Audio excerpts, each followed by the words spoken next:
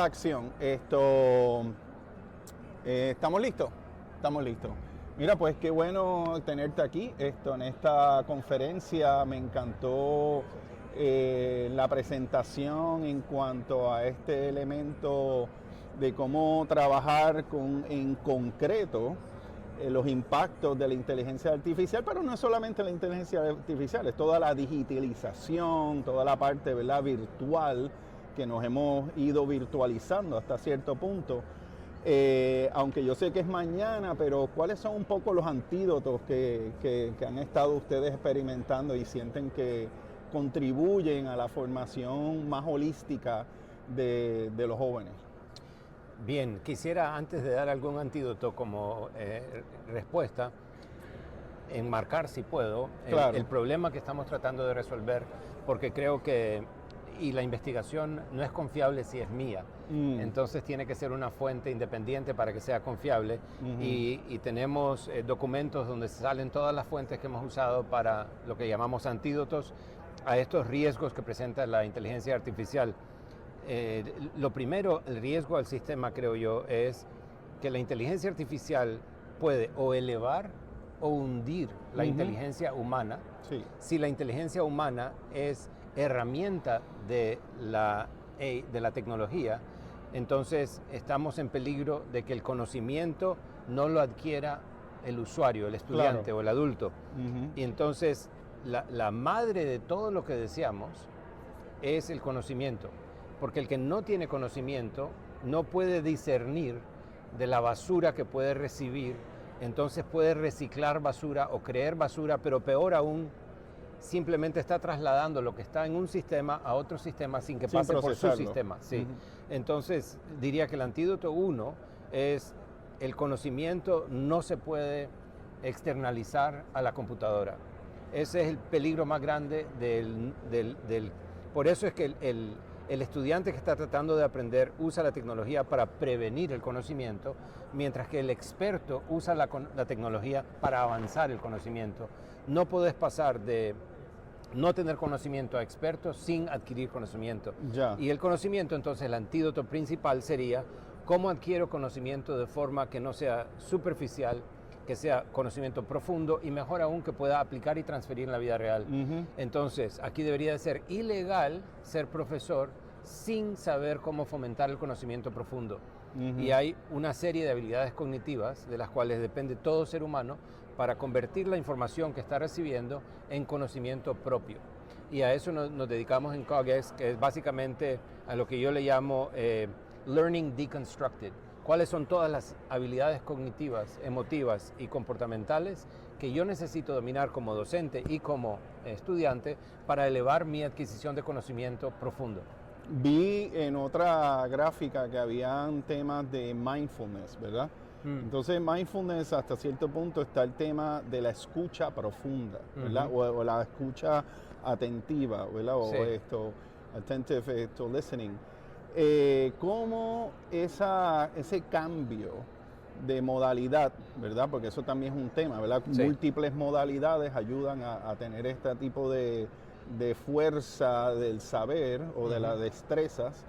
¿Cómo ese elemento de mindfulness, primero, dentro de lo que sería la capacidad de escuchar el entorno? O sea, que es como que apagar el switch de no ir hacia allá, de no buscar, de no proyectar, sino de recibir, ¿verdad? Que es como un down para llegar a lo profundo. Exacto. Yo creo que no es coincidencia que entre más información y tecnología está bombardeando el cerebro, más evidencia hay del beneficio de apagar la información. Y entonces ahora se ve el beneficio de mindfulness en elevar la atención. No sé si es necesariamente mindfulness, es simplemente dejar de bombardear al cerebro. ¿O las dos? Exacto, o las dos, porque no son mutuamente excluyentes. Exacto. Y también el proceso de consolidar ocurre cuando apagas. El cerebro necesita organizar, hasta la propia creatividad es un abanico que abre y cierra entre enfoque y después... Como el corazón, exacto, como el impulso del sol. Divergent, diffuse thinking, exacto. se abre y después se cierra, se abre y se cierra. Nadie puede pensar de forma crítica o creativa sin conocimiento. La creatividad es cuando puedo unir dos puntos que nadie más había unido, pero tengo que poseer los puntos para poder unirlos. Entonces el que más rápido aprende es el que ya sabe. Y la tecnología no debería de dejar al lado al que no sabe. Ese es el peligro de ampliar la inequidad educacional. Correcto. ¿Y cómo es que el tema de del conocimiento, cómo adquirir conocimiento, ya que es tan fundamental, pero el conocimiento tiene unas trayectorias muy lineares, muy de los siglos pasados? ¿Cómo tal vez ustedes conceptualizan el adquirir conocimiento a través de experiencias? ¿Cómo conectan ese eslabón?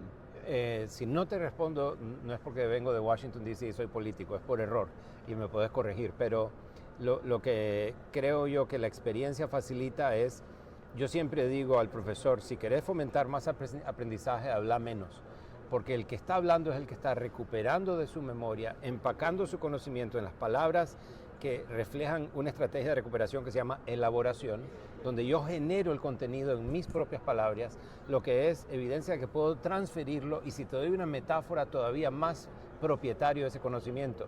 Si le pido al estudiante que, regresando a tu pregunta, a través de experiencias trate de hacer algo que todavía no debería de poder, ese proceso de fracasar engorroso y después entender qué me faltó y volver a hacerlo, es lo que te permite cuando sos el conductor de tu experiencia y guiado por un mentor que te pueda reparar o ayudar a ver qué es lo que te faltó. Entonces, todo aprendizaje conlleva el proceso de experimentar de cualquier forma, equivocarte muchísimo, entender dónde te equivocaste, y ese proceso de volver a recuperar o a codificar la información y recuperarla imperfecta y volver a darte cuenta con la metacognición es lo que te permite solidificar el conocimiento. Entonces la experiencia es muy válida para eso. Claro, por eso nosotros en el proyecto que nosotros tenemos, que se llama Laboratorio Semilla, nos gusta trabajar, por ejemplo, la música, como dicen, romper el hielo, ¿no? Sí. Y un poquito para que esa primera inhibiciones del error, que son tan predominantes en una mentalidad de alguien de adolescente, pues pueda como que soltar. Sí. Pueda soltar y entonces sentirse cómodo con el error, cómodo con la prueba, incluso con la experimentación. Regresa a la importancia de fracasar, y estamos condicionados a ver eso de forma negativa. La primera nota que se sabe se dio en 1792 por un tutor de Cambridge que quería facilitar su trabajo, no elevar el aprendizaje de su alumno. Y lo que hizo fue encontrar una forma de asignarle una nota. Y llevamos desde 1792 usando la nota para facilitar nuestro trabajo.